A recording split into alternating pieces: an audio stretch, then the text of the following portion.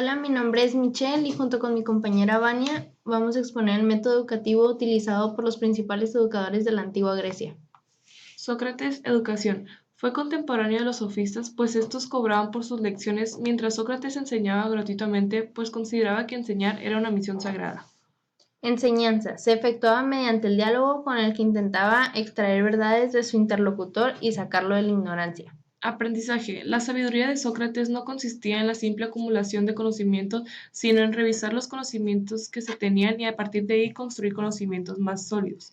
Ironía y mayéutica. Esta se basaba en dos instantes. El primero era en la ironía, esto era preguntar hasta que el alumno se dé cuenta que no se debe solo creer, y el segundo instante era propiciar a manera de diálogo que el alumno encuentre sus propias respuestas, obteniendo el conocimiento del mismo. A este procedimiento técnica se le llama mayéutica. Maestro. Sócrates fue en su tiempo un docente innovador, crítico y humilde que impulsó a sus discípulos, que eran quienes estuvieran dispuestos a conversar con él en jardines, calles o plazas, a pensar, y esto le valió una condena a muerte, la que esperó con gran serenidad, acusado de corromper a los jóvenes. Alumno. Probablemente Sócrates haya iniciado en la filosofía estudiando los sistemas de Empédocles, Diógenes de Apolonia y Anaxágoras, entre otros, pero pronto orientó sus investigaciones hacia los temas más propicios de la sofística.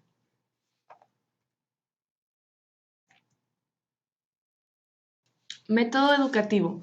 La base de sus enseñanzas y lo que inculcó fue la creencia en una comprensión objetiva de los conceptos de justicia, amor y virtud, el conocimiento de uno mismo. Creía que todo el vicio era el resultado de la ignorancia y que ninguna persona desea el mal a su vez. La virtud es conocimiento y aquellos que conocen el bien actuarán de manera justa. Platón, educación. En las obras de Platón el concepto es diferente. Quien recorre el camino de educación está obligado a saber más que el sentido común y a superar la forma media de ver las cosas, para ver y descubrir lo que hay detrás. La verdadera educación implica alejarse de lo cotidiano, tener una visión nueva, que es verlo desde una óptica diferente. Enseñanza. Conoció a Sócrates cuando tenía cerca de 20 años y siguió su enseñanza. Sin embargo, sus enseñanzas tuvieron importantes repercusiones, pues gracias a ella la humanidad ha seguido reflexionando sobre diversos temas, y especialmente porque en ellas se basa una tradición de pensamiento llamado idealismo, la creencia en la existencia de un mundo más real que el de la experiencia material. Es perfectamente asequible para la razón y no una simple cuestión de magia incomprensible. Aprendizaje. En su más temprana infancia se educa en valores por medio de relatos y fábulas, amor a la verdad y al bien, justicia. Idealismo. Esta teoría se basa en su obra La teoría de las ideas, en la que conjuga las teorías de Heraclo y Parménides. El primero afirmaba que todo está en movimiento constante, siempre en una lucha de contrarios provocando cambios. En cambio, el segundo afirmaba que el ser es y el no ser no es, y que esto era lo real. El cambio es solo solución, sola. Ilusión. Maestro. No hay ninguna disciplina que deba aprender el hombre libre por medio de la esclavitud. El alma no conserva ningún conocimiento que haya penetrado en ella por la fuerza. Con ello expresó que una de las maneras, sino la más importante, para instruir a los niños era educándolos a través del juego, dejándolos al descubierto sus habilidades y capacidades. Alumno. Propuso que a partir de los 5 años los niños fuesen a instituciones especiales de manera que fueran educados tanto en la parte física como en la espiritual, para desarrollar el alma y el cuerpo. Método educativo. El objetivo de la educación es la educación de los individuos en virtudes ciudadanas. Platón está convencido que el destino del Estado depende de la virtud de sus ciudadanos. El culmen del sistema educativo en la dialéctica es la que se forma a hombres elegidos para la sabiduría y el gobierno de una ciudad. Aristóteles. Educación. Fue capaz de plantear que la educación, la genética y los hábitos son factores que influyen en la formación durante el desarrollo personal.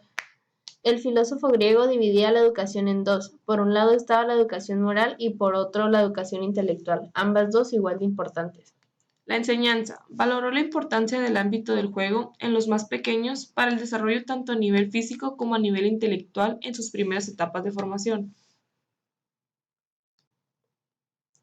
Aprendizaje. La realidad sustancial. Su teoría se oponía a las ideas platónicas, ya que para Aristóteles, las ideas son entes ficticios y solo existen los individuos y son estos los que sostienen todos los atributos que predicamos de ellas. Las ideas no son más que abstracciones que el entendimiento realiza a través de los individuos. Maestro, según Aristóteles, los conocimientos parten de nuestros sentidos, luego conforman nuestra experiencia y una vez que los hayamos captados en nuestro conocimiento sensible, nuestra inteligencia puede realizar una abstracción siendo siempre partiendo de los datos sensibles.